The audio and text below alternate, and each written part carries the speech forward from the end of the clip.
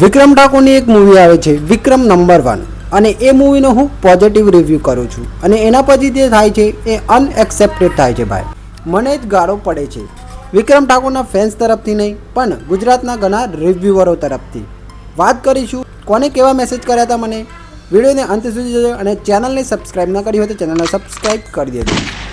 તો રિસન્ટલી વિક્રમ ઠાકોરની એક મૂવી આવી જેનું નામ હતું વિક્રમ નંબર 1 અને એ મૂવી જેવી જ રિલીઝ થઈ ગુજરાતના રિવ્યૂ કોમ્યુનિટી અને ઓડિયન્સ વચ્ચે ઝઘડા ચાલુ થઈ ગયા અને ઘણા રિવ્યુઅરે તો પ્રોપર વિડીયો બનાવીને પણ કહી દીધું કે હવે આજ પછી અમે વિક્રમ ઠાકોરની મૂવીનો રિવ્યૂ નહીં કરીએ કેમ કે એમની ઓડિયન્સ એમના જે ફેન્સ છે એ એમના વિશે ખોટું સાંભળી નથી શકતા અને કમેન્ટ બોક્સમાં ગાળો આપે છે.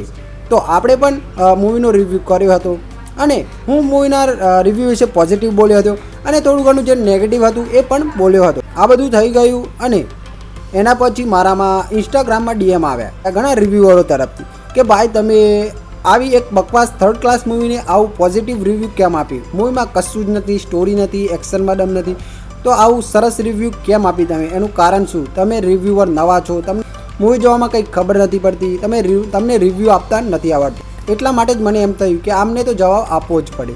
તો ભાઈ જુઓ, હું કંઈ નવો રિવ્યુઅર નથી, હું ઓલરેડી આ ફિલ્ડમાં ઘણા સમયથી છું અને ઓલરેડી મારી પાસે સિલ્વર પ્લે બટન પણ છે.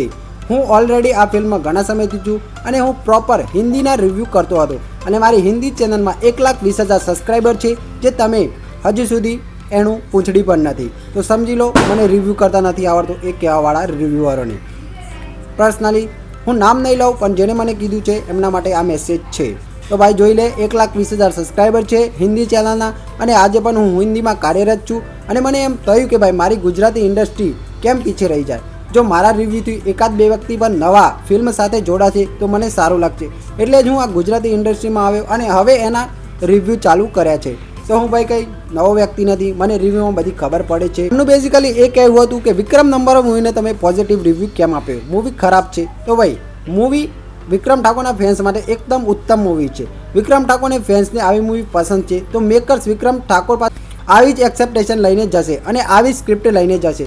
જો વિક્રમ ઠાકોરના ફેન્સને જે પસંદ હોય એ વિક્રમ ઠાકોર ના આપી શકે તો પછી વિક્રમ ઠાકોરને મૂવી બનાવવાનો કોઈ અર્થ જ નથી. વિક્રમ ઠાકોરના ફેન્સ બે જેવો છે જેમને એક્શન, ડાયલોગબાજી અને આવી ફિલ્મો વર્ષોથી પસંદ કરી છે અને હવે પણ અત્યારે પણ પસંદ કરે છે. કહેતો કે મૂવી પરફેક્ટ હતી, મૂવીમાં ઘણી બધી વાતો ખરાબ પણ હતી અને હું એ રિવ્યૂમાં બોલ્યો પણ છું અને એ રિવ્યૂ પ્રોપર વિક્રમ ઠાકોર અને જીતુ પંડ્યા જે મૂવીના ડાયરેક્ટર છે એમને પણ જોયો હતો. કેમ કે જીતુ પંડ્યા મૂવીના ડાયરેક્ટર અને ખુદ વિક્રમ ઠાકોરનો મેસેજ પણ મારા રિવ્યૂમાં આવ્યો હતો.